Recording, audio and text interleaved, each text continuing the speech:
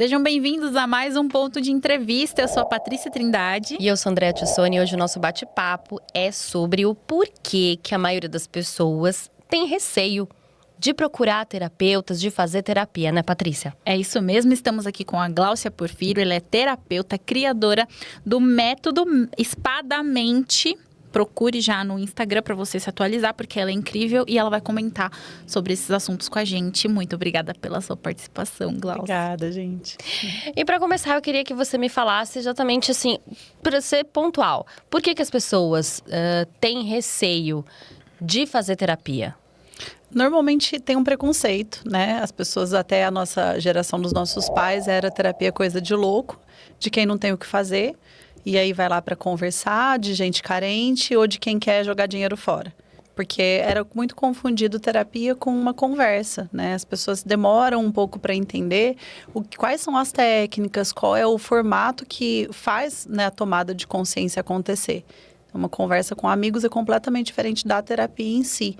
E a pessoa só descobre isso depois que ela faz. Então tem todas essas resistências antes, assim. Preconceito mesmo. E tem muita gente que fica naquela coisa, eu não sei se funciona, eu não sei se serve pra mim. É importante deixar claro que existem várias vertentes de terapias também, né? Uhum. Sempre, todo mundo precisa de terapia. Isso é uma coisa, assim, que é fato. E nem toda terapia é para cada pessoa, né? Por exemplo, eu comecei fazendo psicanálise, sendo atendida, e foi horrível para mim, foi péssimo, porque era uma coisa muito lenta e eu precisava de algo intervencionista. Então, depende do problema, é a ferramenta que você vai usar. A terapia nada mais é do que uma ferramenta. E muitas pessoas afirmam que já tentaram, eu sou uma pessoa que já falei isso, já tentaram várias terapias e não adiantou. Isso gera uma certa frustração e uma descrença na terapia. Como você diria que isso pode mudar, que a gente pode procurar a forma correta ali de se encaixar?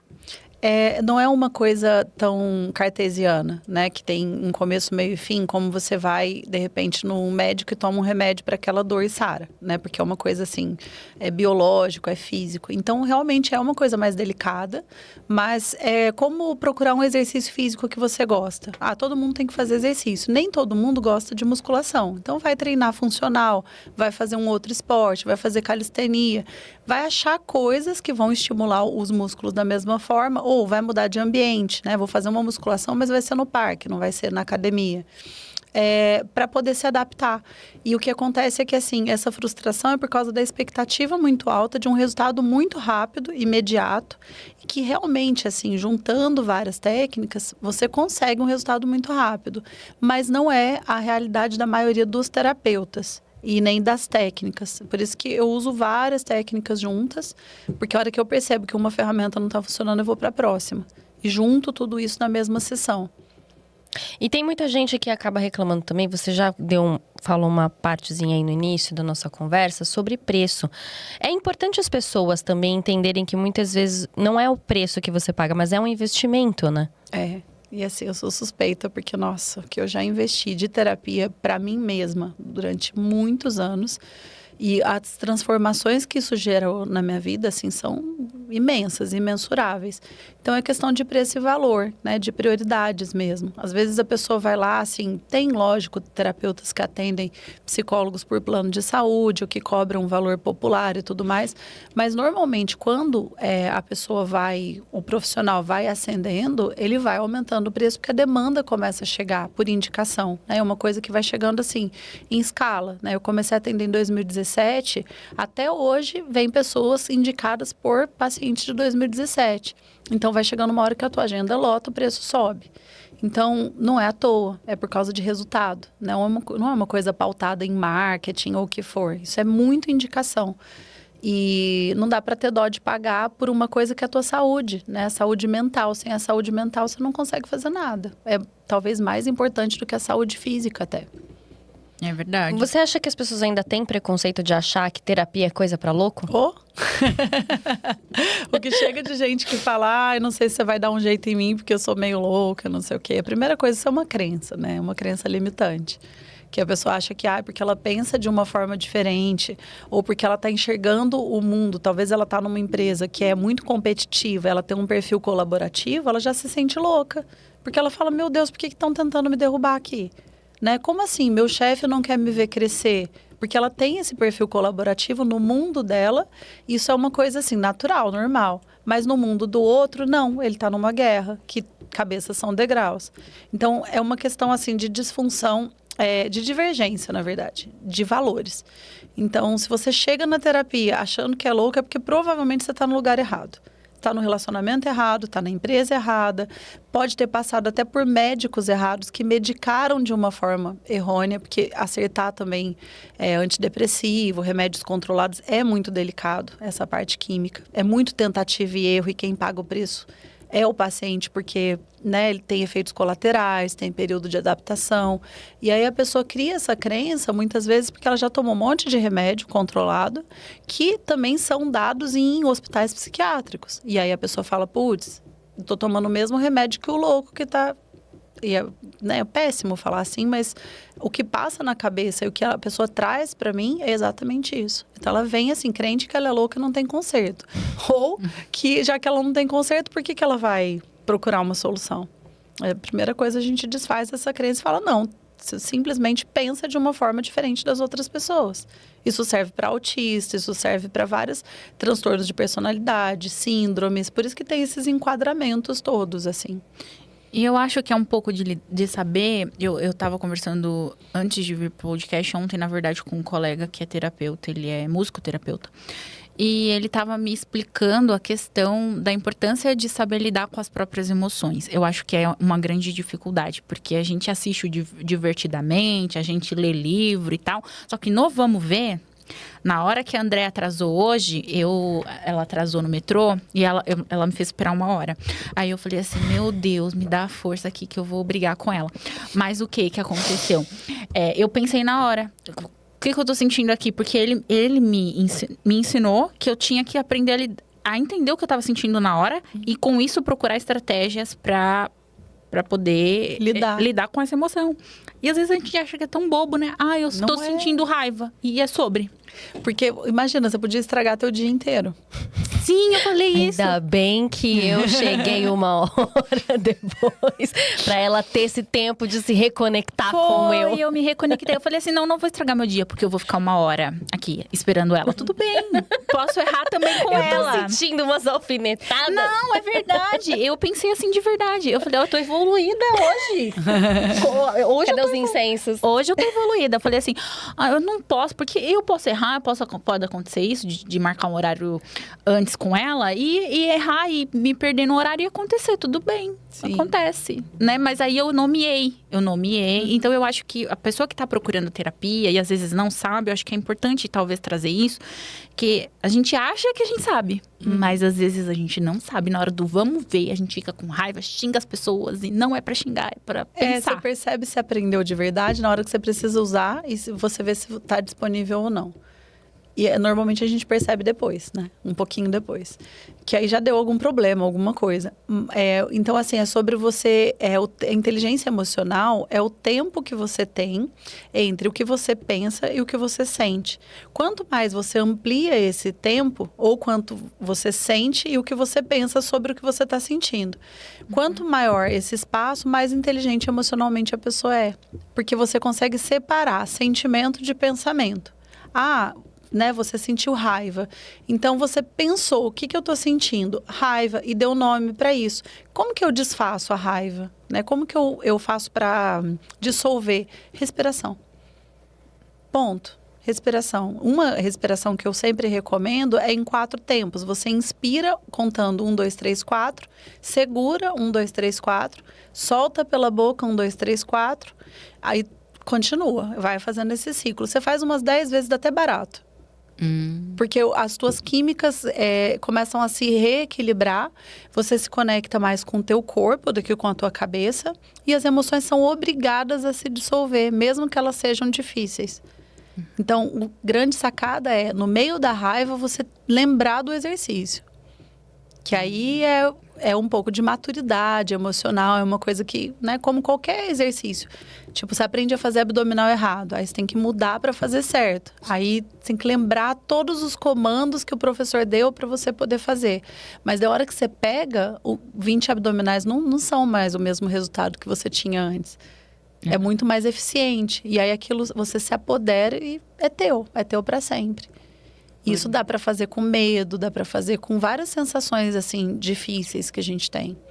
Por isso que é tão importante fazer a terapia, porque senão a gente não aprende essas coisas. Exato. Eu acho que isso deveria ensinar, tipo, sei lá, quando a criança entra na escola. Mas o Divertidamente já está fazendo, por exemplo, essa função, né? Ajudando, né? E aí, grudando uma outra pergunta, muita gente fala, não tenho tempo para terapia, minha vida é um caos, minha vida é corrida. Como a gente consegue lidar com isso, com essa questão do espaço, na rotina e tudo mais? Precisa entender que sem a organização emocional e sem uma cabeça boa funcionando, você não consegue fazer nada direito. Então, se você olha para o significado disso e para o resultado que vai te trazer, você percebe que esse resultado vai trazer outras formas de você organizar teu dia. Essa coisa de não tenho tempo também é uma crença. Não é verdade. Por que a gente nunca tem tempo, né? Ai, o meu dia tá todo lotado e tudo mais. Porque não sabe eleger prioridades. Nossa, e porque não sabe delegar. Eu faço isso. Isso é um grande problema, não saber delegar. Uhum. É verdade. Eu faço muito isso. Eu falo, gente, eu não tenho tempo para nada. Eu sei também que é um pouco falta de organização, mas eu sinto dificuldade até de me organizar. Eu acho que a terapia, ela ajuda também você a organizar um pouco as ideias, né? Pouco não, muito. Muito, E essa linha, né, a minha linha que é transpessoal, e eu uso também ferramentas que são bem intervencionistas. Então, eu pego na mão e eu falo como que tá teu dia, como que tá a tua rotina, como tá a tua semana. Então, tem um lado, entre aspas, meio coaching, mas porque a pessoa sai de lá com ferramentas práticas. Uma coisa que eu gosto muito de passar é assim, qual que é teu objetivo agora de vida? Tipo, qual que é a tua prioridade? Então, trazer clareza sobre isso. Sei lá, quero faturar X todo mês. Então, vamos adequar essa meta à tua realidade.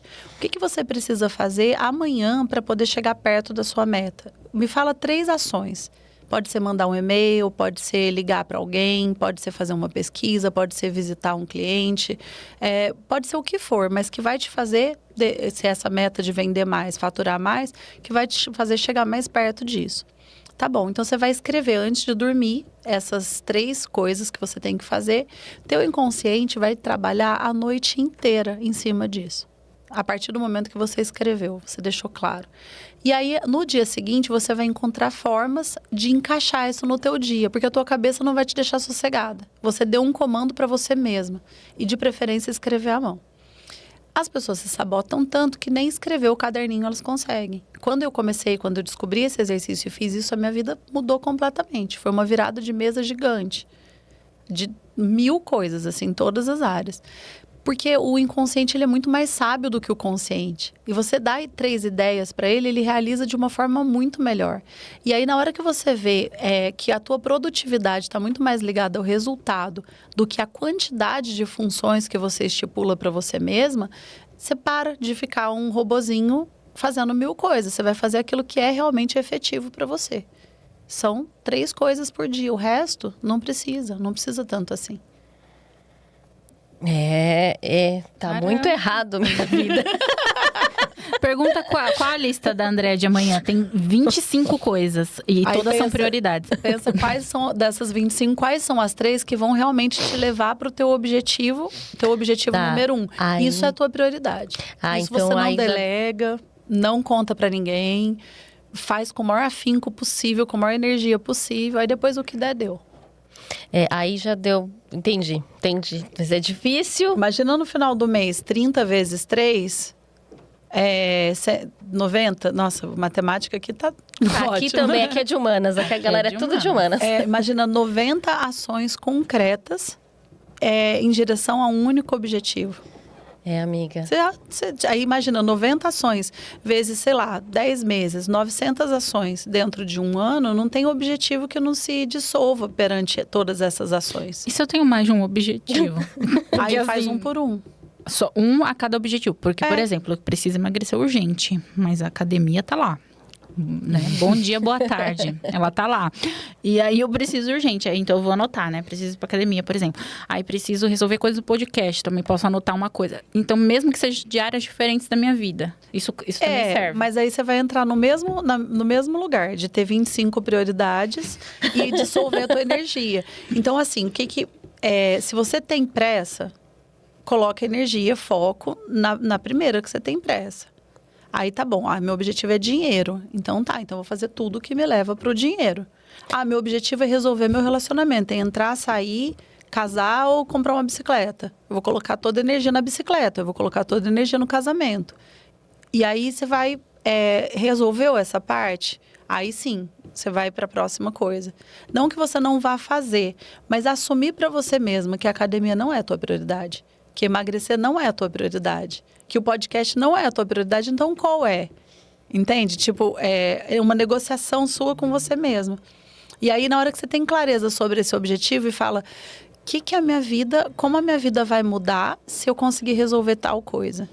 E fazer meio que linkar, né? Que a prioridade. Tipo assim, a minha prioridade é tal coisa, e com base nessa prioridade resolvida, as outras talvez eu já consiga resolver meio que. As coisas começam a funcionar para que as outras coisas você consiga resolver. Pode ser, por exemplo, eu quero fazer academia, mas eu não posso pagar personal. E com o personal eu ficaria mais motivada. Então, na verdade, eu quero resolver dinheiro. Aí... Tudo tá ligado ao dinheiro. Exato. Eu acho que começa por aí, né? Porque sem o dinheiro nem a academia eu faço. Começa por aí, que eu quero fazer academia mais ou menos. Entende? Mas assim, não é que tudo, né? A gente vive num mundo capitalista e que tudo realmente que possibilita conforto, liberdade, tem a ver com isso, né? Então, assim, acho que a primeira coisa, tem uma teoria de Maslow, que tem a pirâmide de Maslow, né? Quando você está na base, você está resolvendo um arroz com feijão. Então, ter comida, necessidades fisiológicas. Sobe um pouquinho, a gente começa a falar de relacionamento. Sobe um pouquinho, as motivações, elas começam a mudar. Então, não adianta a gente pegar uma motivação, por exemplo, vou fazer trabalho voluntário, que está numa motivação mais de ascensão espiritual, e eu fiz trabalho voluntário a vida inteira, mas eu invertia isso. Eu não olhava para a cura da minha vida financeira, para a minha reorganização profissional, que eu não estava fazendo exatamente o que eu queria, porque eu não estava no lugar que eu queria, mas eu pulei para o espiritual porque era mais fácil para mim. Então, eu estava lá fazendo trabalho voluntário no tempo que era para eu fazer um trabalho comigo, era para eu aprender sobre finanças, era para eu aprender sobre coisas mais práticas, mais palpáveis. Mas eu ia para aquilo que era mais gostosinho. Então, é aí que estava a desorganização da coisa. Na hora que eu olhei, eu falei, não, o trabalho voluntário é maravilhoso, mas eu primeiro preciso resolver o meu arroz, feijão, batata frita aqui embaixo. Resolvi? Legal. Então, agora vamos subir mais um pouquinho. Agora vamos falar de relacionamento. Agora vamos falar de... Por aí vai. Nossa, isso é muito bom pra mim. Tem muita gente que acaba tendo medo de mexer em feridas profundas, porque quando a gente fala de terapia, as pessoas acabam achando que vão ter que falar dessas dores que estão lá profundamente dentro. Assim. E eu falo até por mim. Eu sou uma pessoa que sempre foi muito resistente à terapia. Já fiz terapia algumas vezes. E assim, eu saía de lá assim, chorando, desesperada. E sempre foi muito doloroso. Uhum. E acredito que muitas pessoas tenham esse receio também, de não querer tocar nessas feridas. Como que você consegue explicar para essas pessoas, né, a importância da terapia? A pessoa normalmente ela chega na dor. Então ela realmente está com um problema que ela não consegue sair. Muito difícil ela chegar e falar, eu já estou ótima, eu quero ficar melhor ainda. Não é assim. Quando ela tá assim, ela vai pro bar, ela vai pro restaurante, ela vai fazer outras coisas. Então, quando ela chega na dor, o que eu não gosto, porque já fizeram comigo, eu achei isso uma covardia, quando eu não entendia sobre terapia, era aprofundar a pessoa mais ainda na dor dela. Então, uma das características do meu trabalho que eu aprendi, assim, desde cedo, é acolher e trazer muito amor e segurança para esse vínculo que a gente começa a construir. A partir do momento que a pessoa, ela tá toda machucada, né? É como se o emocional é igual ao físico, né? Os machucados são reais, às vezes chega a doer fisicamente na pessoa.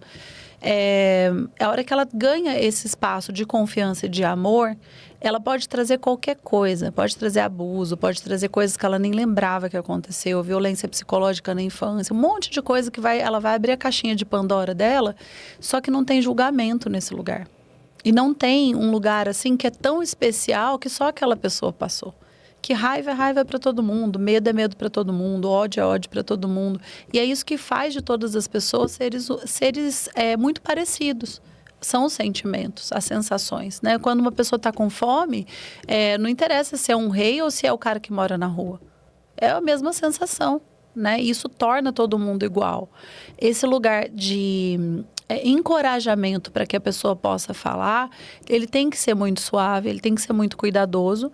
E não é de um lugar de tiro, porrada e bomba, igual muita gente faz por aí. Que acha que assim, não, mas aí a dor vai vir à tona, a gente vai meio que mata a dor como se fosse a baratinha que está correndo. Não é assim. Eu não arrancar o band-aid. Eu não acredito dessa forma. Então, quanto mais difícil a situação, mais suave e delicado precisa ser o processo, o tratamento, o cuidado com a pessoa. Porque na hora que ela percebe que a vibração que está ali é de amor, ela entra numa vibração alta e a cura se estabelece. Não é que eu curo a pessoa, mas a relação que é estabelecida ali dentro promove coisas positivas que vêm à tona. Essas coisas positivas, elas limpam naturalmente as negativas e a pessoa melhora muito. E aí eu queria aproveitar já o gancho e perguntar se existe mais resistência em homens fazerem terapia ou mulheres. Porque assim, homem a gente já sabe que não gosta nem de ir em médico, né? Sempre tem aquela resistência, eu tô bem, tá tudo bem, não preciso de nada. E aí quando você vai ver, precisa... Até teve um caso aí, né, que seu pai ficou... Meu pai quebrou 3 costelas e não foi no hospital. Essa semana. Só pra comentar. Só pra deixar claro aqui como é que foi essa semana. Só isso. 3 costelas. 3. Ah, não, tá tudo bem. Vou tomar 80 gotas de Buscopan. Falei, não, peraí. 80 gotas de Buscopan é muita coisa, né? Tá com Quantas muita dor. vezes, né, ele vai fazer isso? Tudo bem uma aí vez. foi, não, eu vou lá. Tudo bem. Aí chegou lá, poxa, só 3 costelas quebradas. Muito bom. Então, assim, é absurdo. E a gente vê muito que muitos homens são assim, né? De não se preocupar, de não querer ir, tá tudo bem, eu me viro. Força, né? Força. Eles têm mais resistência também na hora de buscar terapia? Tem, porque os homens têm, assim, os que vão pra terapia, eu falo que é uma raça superior. Desenvolveu. Olha, é verdade, assim. Porque são pessoas que querem solução, né? Então, elas não estão focadas no vitimismo, de ficar, ai, coitadinho de mim, então agora alguém tem que cuidar de mim. Não, ele vai buscar terapia, ele tá indo lá para ouvir verdades, ele tá indo lá para enfrentar o problema dele e descobrir onde ele tá errando para ele poder fazer de novo. Então, isso exige uma certa humildade, né? Tem que deixar o ego baixar. Não dá para chegar na terapia prepotente, porque ele vai chegar lá, é quase para os homens, é engraçado, eles chegam parecendo que tá no confessionário, falando pro padre que, putz, eu sou egoísta, meu Deus, eu tô sendo, sabe? Eu tô traindo a minha mulher, ai meu Deus do céu. Pra pessoa chegar nesse ponto é porque ela já sofreu muito. O homem, ele já tentou tudo. Ele já tentou, vou tomar um porre pra ver se passa, vou contar pro meu amigo, vou dar um gelo na mulher, vou tentar fazer uma inversão de culpa pra ver se ela que me pede desculpa por uma coisa que eu que fiz. Aí na hora que nada acontece disso dá bastante. Certo, já foi tomar remédio pra dormir, pra acordar, se viciou em alguma coisa.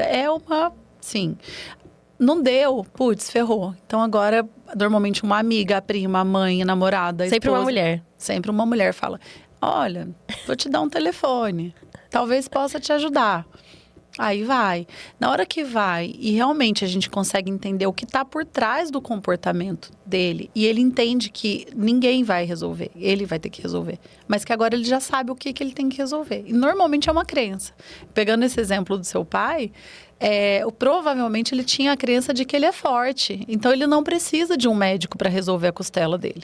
Ele nunca precisa de médico. Uhum. Ele dá conta. Não, ele nunca mesmo. Quando ele infartou e quase morreu, ele não precisava. O coração dele estava parando e ele quase não precisava de médico, né? Isso quando eles não acham que é Deus que está querendo levar eles. Não, é tudo. Mas eu acho muito interessante até fazer um pequeno comentário. O meu cunhado, ele foi pela minha irmã né? Eu acho que ele ainda tá, não sei, não perguntei. Mas aí ele era muito, muito calado, muito quieto, guardava tudo pra ele. E aí a minha irmã, de tanto encher o saco, ele foi buscar terapia. E aí agora ele está confrontando ela e ela ficou muito brava. Olha só. E ela falou: se eu soubesse que você ia me confrontar das coisas que eu falo, eu não tinha te indicado pra terapia. Aí eu falei: viu como é bom? A terapia liberta as pessoas. Porque realmente ele começou a não confrontar, mas assim, tipo, tem coisa que ele começou não só a responder: ah, tudo bem. Ele começou a falar: não, mas eu penso dessa forma. Se posicionar. Se posicionar. E ela ficou muito brava esses dias. Ela falou: agora ele tá discutindo comigo. Que absurdo. Agora ela tem que ir. Agora você não levou ele pra terapia? Lide com isso com a sua terapeuta. É sobre. E o legal, assim, eu adoro atender casais por isso. Porque se você faz terapia com pessoas diferentes, o risco é imenso de separação. Ah, é? É, isso é uma coisa que ninguém conta. Nossa. Por quê? Se o terapeuta, ele tem uma vivência e ele tem também as crenças dele. Então, tem que ver qual é a linha que trabalha, não só assim, ah, eu sou junguiana, ou eu sou transpessoal, eu sou holística, Não, tem que ver quem é essa pessoa por trás da terapeuta. Qual foi a vivência dela, quais são os valores dela, como é a vida dela. Porque isso não é uma profissão meramente técnica, mas ser terapeuta é um estilo de vida. Não dá para ser incoerente. Por isso que é mais difícil até do que medicina, eu acho. Porque a medicina, você coloca o jaleco, você tira o jaleco. Se a pessoa tá morrendo numa festa, mas ninguém sabe que você é médico, você nem precisa salvar tanto assim. Depende da tua consciência, né? Sim. Tem o teu senso ético e tal. Mas se você eu vou ser terapeuta, eu vou ficar tomando porre por aí? Não dá. Entende? Tem todo um estilo de vida. Eu vou viver um relacionamento abusivo trabalhando com terapia de relacionamentos? Não dá, é incoerente.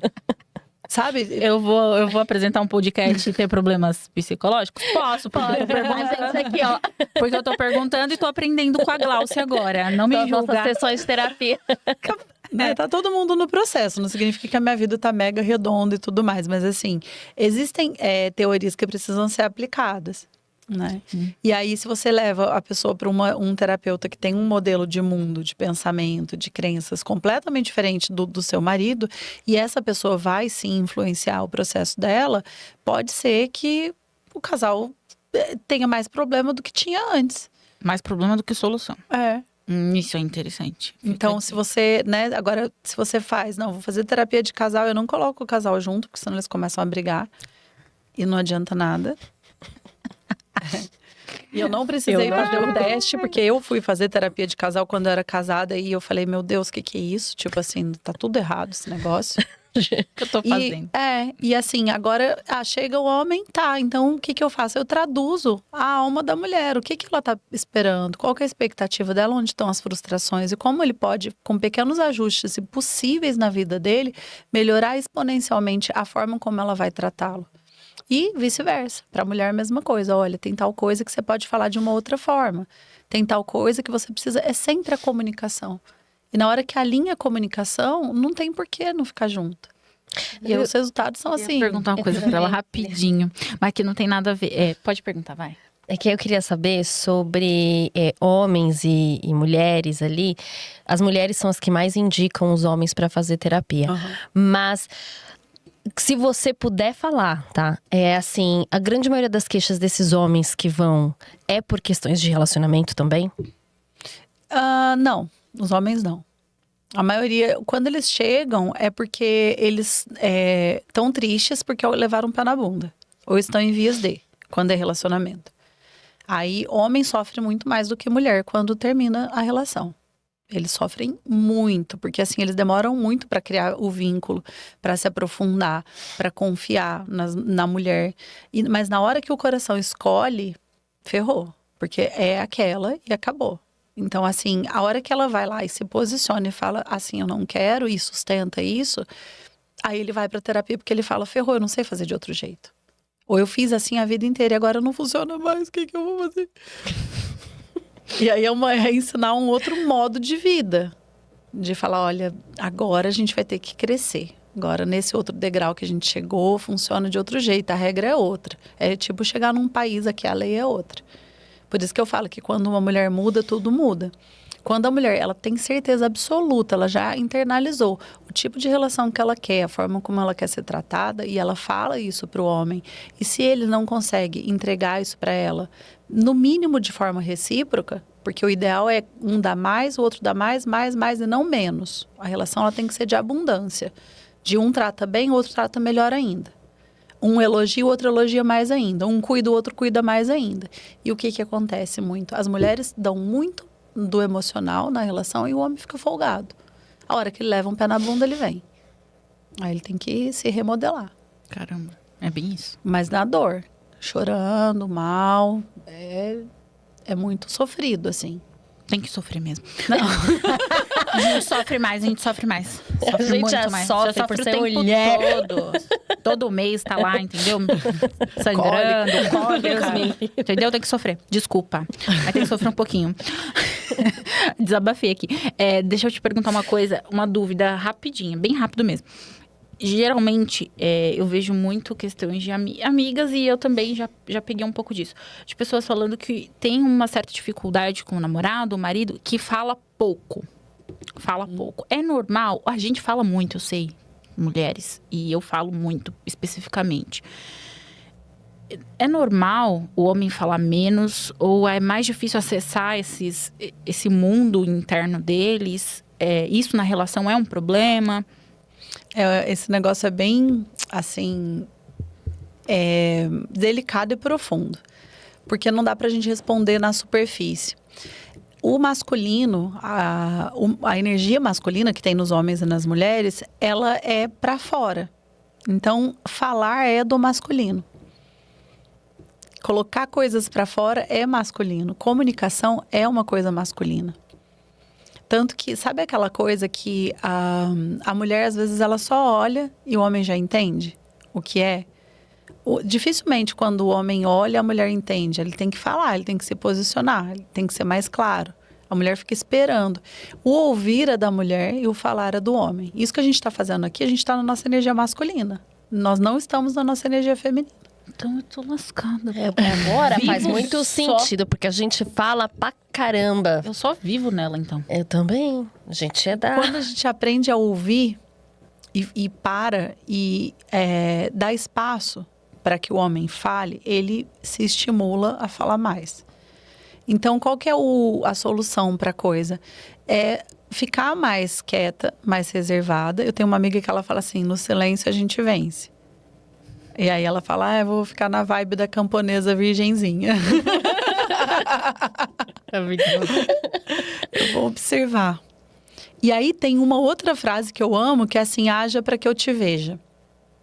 Porque eu não vou ouvir o que ele fala, eu vou ver o que ele fala, o que ele faz. Se é coerente. Porque as ações, elas não mentem. As palavras, sim. Então, assim, o homem que não fala muito, provavelmente ele está no feminino. Ele fica escutando, ele fica observando. Ele é o camponês virgenzinho. Caramba. Tá invertido. Nossa, isso aqui foi uma paulada pra mim. Pra mim também. O que nós vamos fazer agora, André, com essa informação? Tem que Olha só, desinverter amiga. a energia masculina. E como que a gente desinverte? Me fala. Conta, não, porque agora eu fiquei chateada com essa informação. Eu tô na masculina o tempo todo, eu não calo a boca. Como que a gente faz pra desinverter? Por que a gente fala muito? Porque a gente não confia, não tá se sentindo segura na relação. Então, assim, se esse homem não tá dando segurança, provavelmente você tá se posicionando de uma forma não tão assertiva.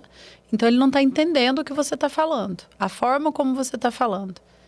E aí entra aquela coisa, né? Tem um livro que as mulheres são de Marte, os homens são de Marte, as mulheres são de Vênus, Isso. né? Que ele fala total sobre isso, assim, sobre a parte, a comunicação e como o masculino e o feminino veem o mundo. O homem, ele é direto. Então, assim, quando você organiza teus pensamentos e você dá um comando, ele entende. E ele tende a cumprir esse comando. Então, fazer combinados. Tipo, eu vou... domingo a gente vai almoçar na casa dos meus pais um domingo e nos seus pais outro domingo. Ele entende. Réveillon é na casa da sua mãe, Natal na casa do meu pai, sei lá. Ele entende isso. Mas você começa a falar um monte de coisa na cabeça dele, ele não entende nada. Ele fica surdo. Ele não assimila a coisa. E aí ele não responde. Se ele não respondeu é porque ele não entendeu. Nem a gente entende o que a gente tá falando às vezes. A gente só tá falando. Eu, às vezes, nem eu. Eu nem lembro mais o que eu falei. Eu também. Então, o que é o segredo? Filtrar a informação. Tá bom, o que eu quero com essa comunicação? E ser um pouco mais cerimoniosa para poder chegar no homem a informação que você quer. Porque a comunicação, a responsabilidade da comunicação, nós somos todas comunicadoras, a responsabilidade da comunicação é do emissor, não é do receptor. Quem fala que é responsável pelo que o outro vai entender. Então, a gente joga a culpa. Ai, não entendeu nada que eu falo, é burro.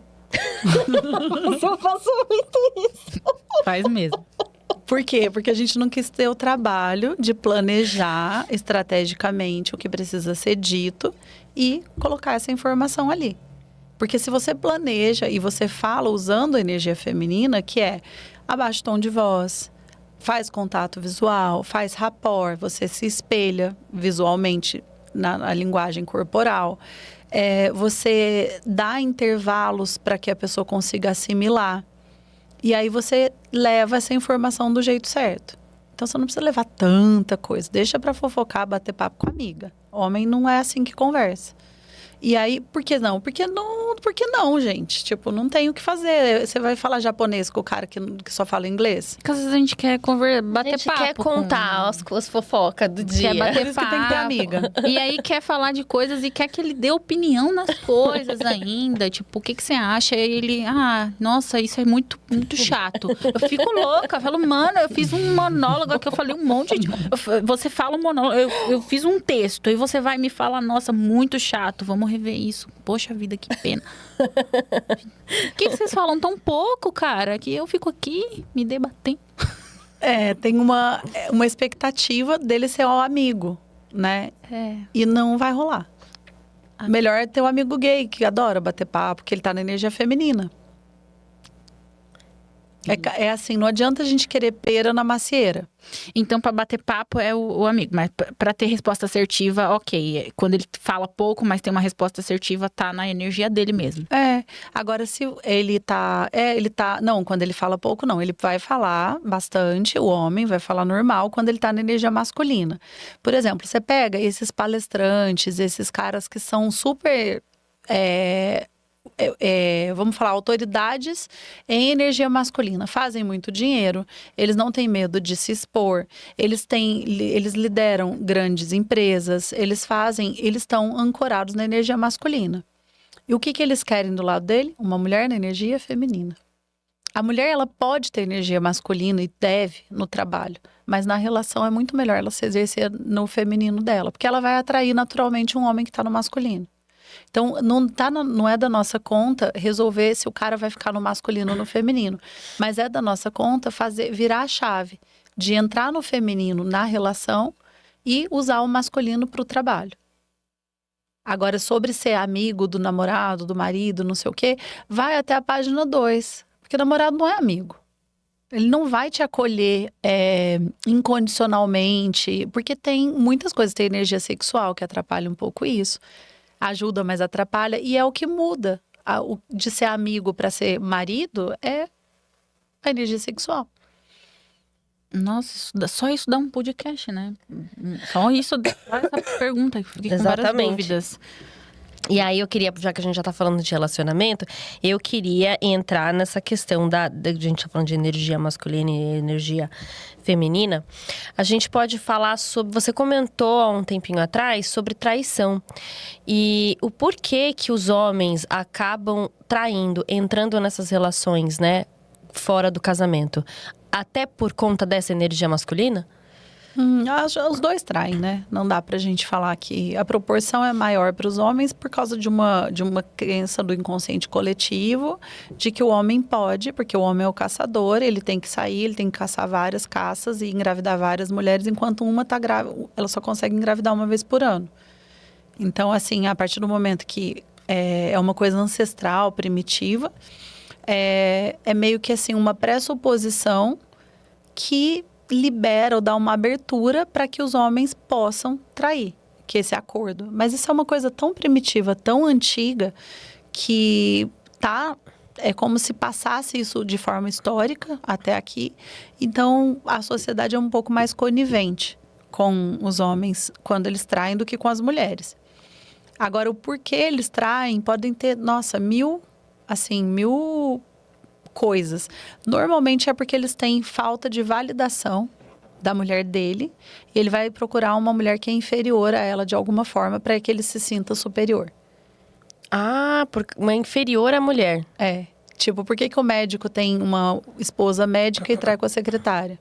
Inferior socialmente. Não como pessoa, que isso não tem nada a ver. Entendi. Mas, assim, tem alguma coisa ali que a mulher dele, provavelmente, a médica, isso já tive vários casos assim, ela manda no cara. Ela chega em casa igual um general. Do mesmo jeito que ela chega para os pacientes, ela tem uma autoridade muito grande ali, ela chega em casa, ela continua exercendo a energia masculina dela em cima do marido, e o marido fica sem mulher. Na hora que ele está sem mulher, ele chega no consultório, a secretária está lá toda bonita, feliz. Ai, doutor, o senhor é o máximo. Usando a energia feminina dela. O cara fica louco. Aí, o que ele faz? É aquela história, tá com fome, tá passando fome. Entende? Então, assim, aí, qual que é o segredo? A médica poderosona, tirou o jaleco, entra no feminino, respira, entra na mulher. Aí sim. E o homem é mais cômodo, porque ele não precisa mudar essas coisas. Só que ele precisa mudar outras coisas, que são valores. E aí o buraco é mais embaixo. Porque ele tem que entender que, assim, existe um trabalho da esposa dele para ela sair de uma energia e entrar na outra. Às vezes demora um tempo, umas 2, 3 horas que ela precisa descansar para ela entrar no feminino dela e para ela ir tratar ele como uma geisha, para ele ficar todo felizinho. Mas ele valorizar isso e respeitá-la na hora que outra geisha chega e aí ele fala, não, a minha mulher é essa. E aí é uma questão de caráter, uma questão de força mesmo, força emocional, força interna, para ele ser mais humano, menos bicho, ser mais racional. E cumprir, honrar aquele compromisso que ele tem com ela, valorizar, porque ele vai ter a melhor mulher do mundo do lado dele. Sempre, isso é sustentável a longo prazo. Então, boa parte desses motivos para traição é até por conta dessa energia masculina que está dentro da mulher. É. Agora, a mulher, quando ela entra na energia masculina dela o tempo todo e o homem está na energia feminina o tempo todo, ela vai procurar um homem mais masculino que ela fora. Aí ela arruma um amante.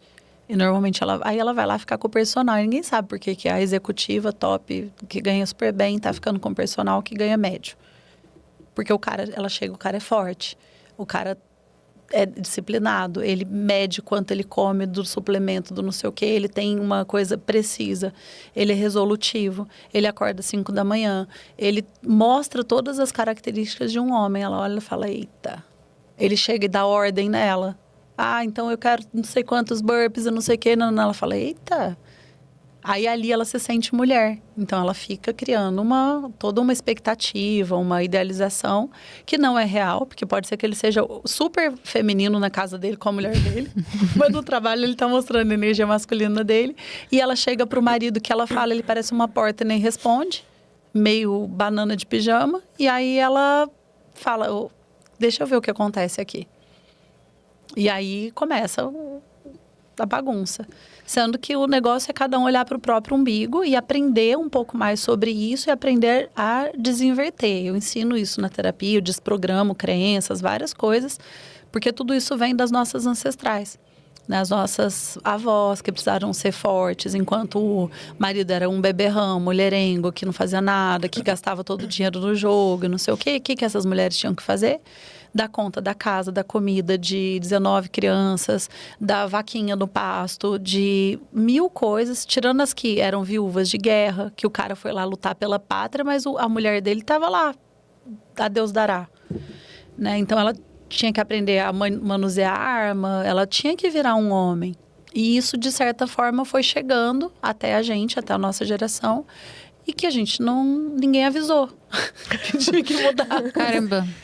Ninguém avisou. A Patrícia tá revoltada. Eu gosto muito das conversas com a Glaucia, porque eu entro em colapso interno, tô cara.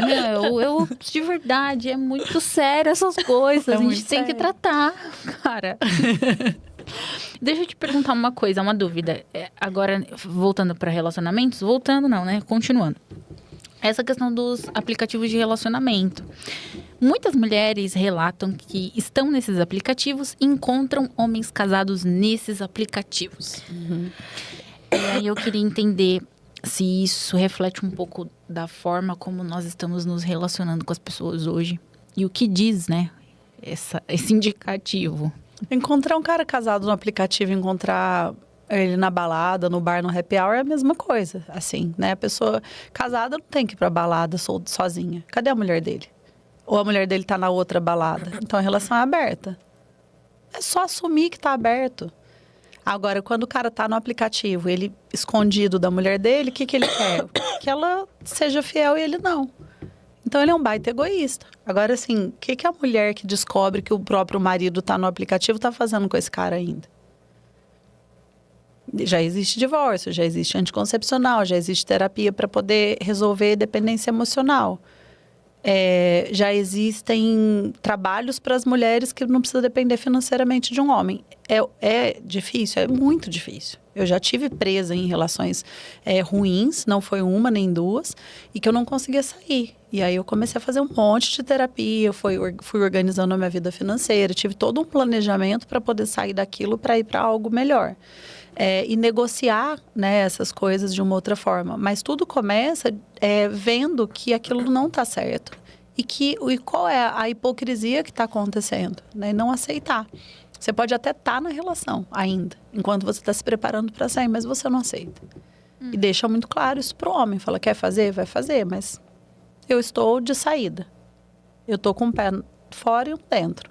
Você tá com um dentro e um fora, eu também tô, só que emocionalmente. Não necessariamente você vai entrar no aplicativo também, né? Mas assim, olha, nossa relação tá aberta, eu já vi que você abriu do seu lado, né? Então, porque você leva essa preocupação, essa insegurança para ele também.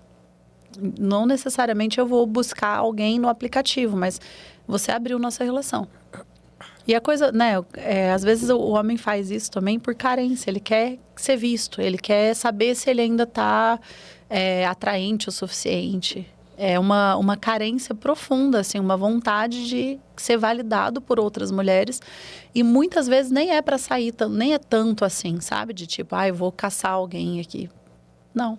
Ele quer ver se ele vai receber like, ele quer bater papo, ele quer atenção. Era melhor fazer terapia, né?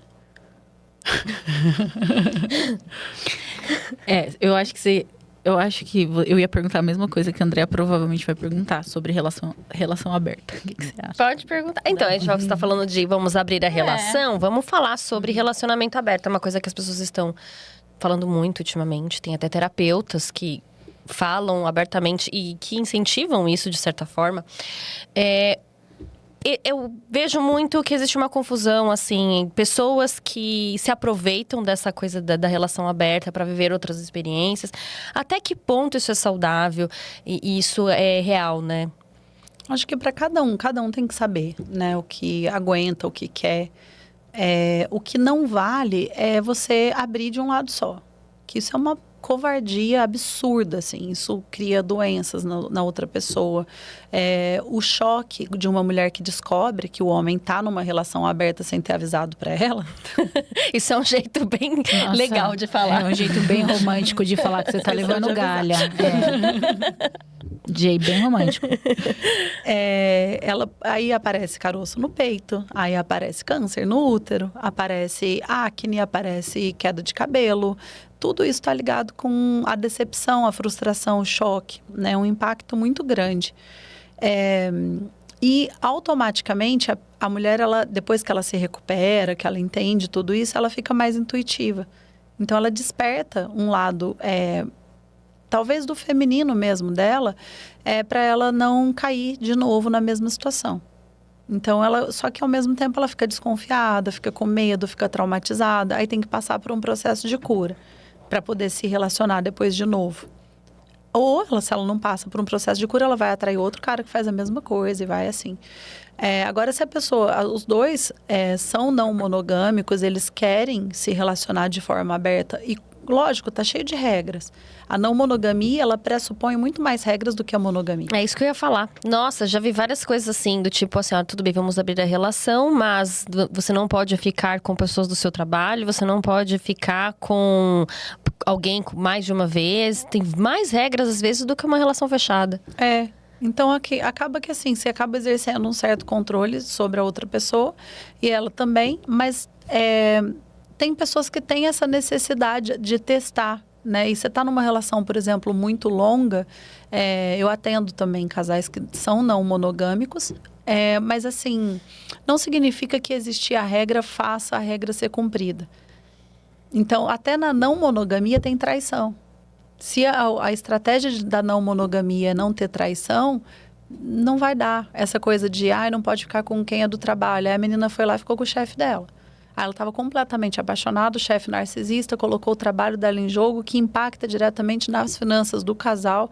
É muito problema. A pessoa tem que ver se ela tem cacife para bancar esse prazer, entre aspas, que vai ser abrir a relação, porque você se relacionar de uma forma tradicional, fechar, né, o máximo possível, o vínculo ele vai se aprofundar entre os dois. E esse vínculo mais profundo, ele pode trazer benefícios, assim, muitos benefícios, né? Mas também alguns desafios. Eu acho que quando você abre, você fica num lugar mais superficial.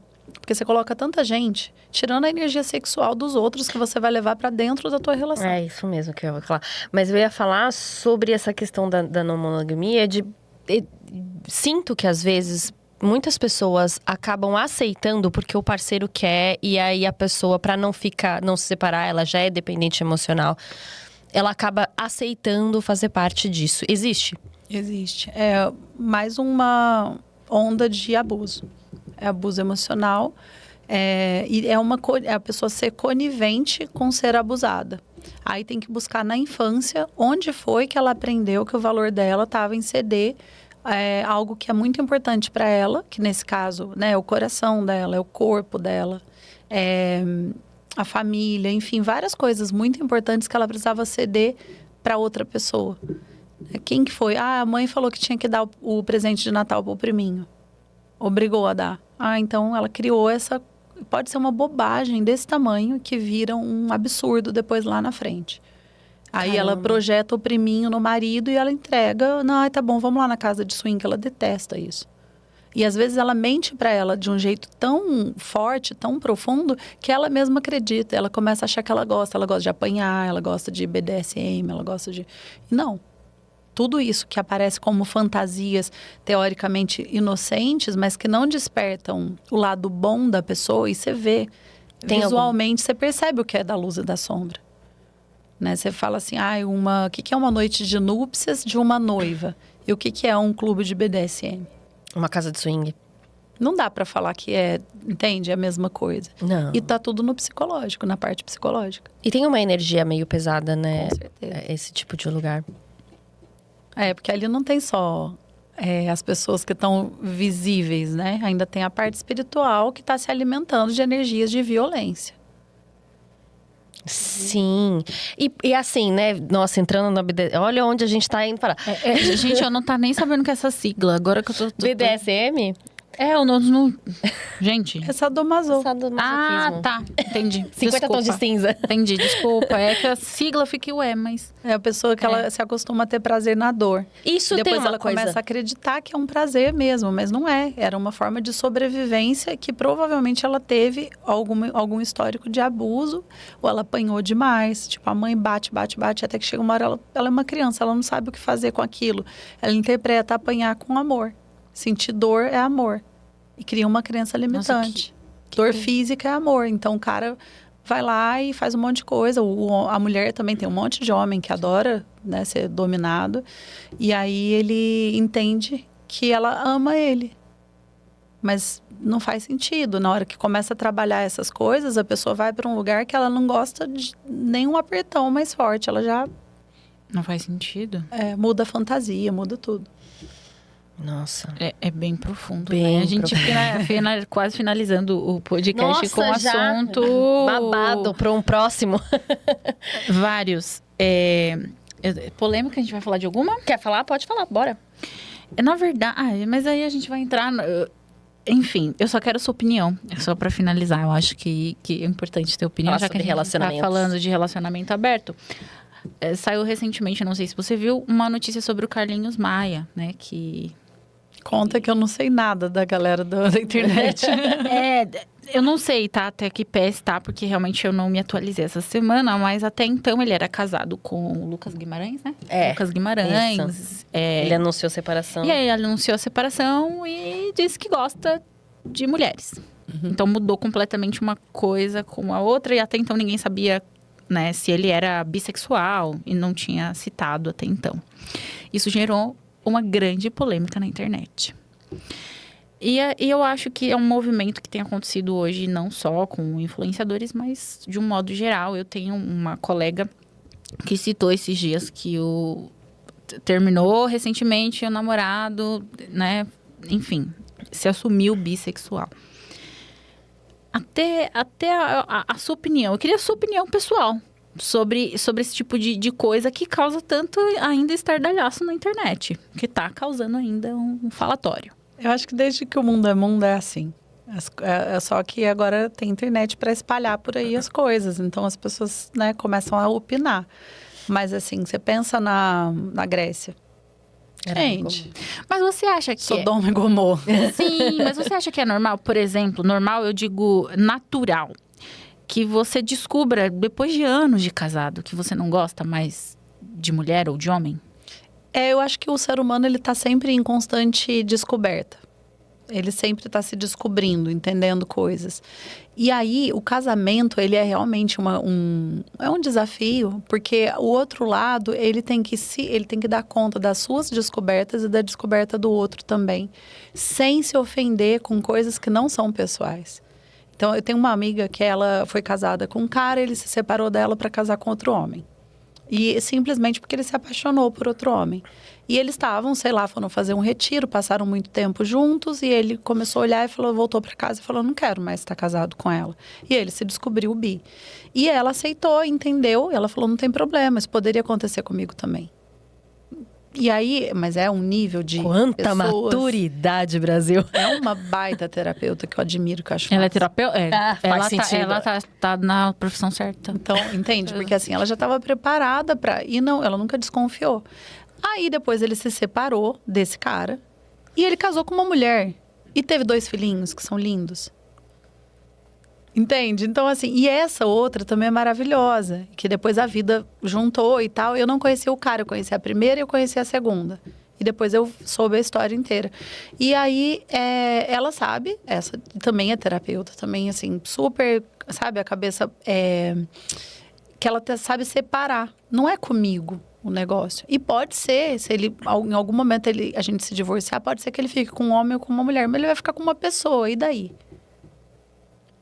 Não tem nada a ver comigo. Enquanto, eu fui uma mulher que eu não dei conta dele, então ele trocou. Aí é tudo crença, tudo caraminhola.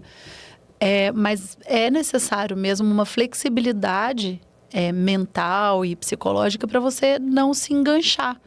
Porque o nosso ego é muito forte. Né? De tipo, meu Deus, eu vou ser traída com uma mulher, beleza, mas com um homem. Tem outra que descobriu que o marido estava traindo com travesti. Ficou louca. Isso é bem comum, inclusive. Entende? Aí, assim, traição é traição. Sabe? Não... Agora, são 2 choques, né? Porque a pessoa, se ela se identificar, ela se misturar com a situação, ela começa a achar que ela não é suficiente. Ou que ela tá errada sendo quem ela é. E, na verdade, o erro foi qual? A mentira. E são 2 mentiras aí, não é só uma. Mas aí, até a mentira é um problema da pessoa com ela mesma. Tem a ver com o caráter dela, tem a ver com a covardia interna dela, com a dificuldade de sustentar a verdade. O modelo de mundo que ela viveu, que era hipócrita, que era fingido, que era falso, o pai que mentia para a mãe que fingia que acreditava no pai. E ele quer que a pessoa que está ali normaliza isso. Não tem nada a ver com a pessoa que ele está casado. Na hora que você entende isso, também você se liberta. E você fala, legal, mas agora eu quero uma pessoa transparente para minha vida.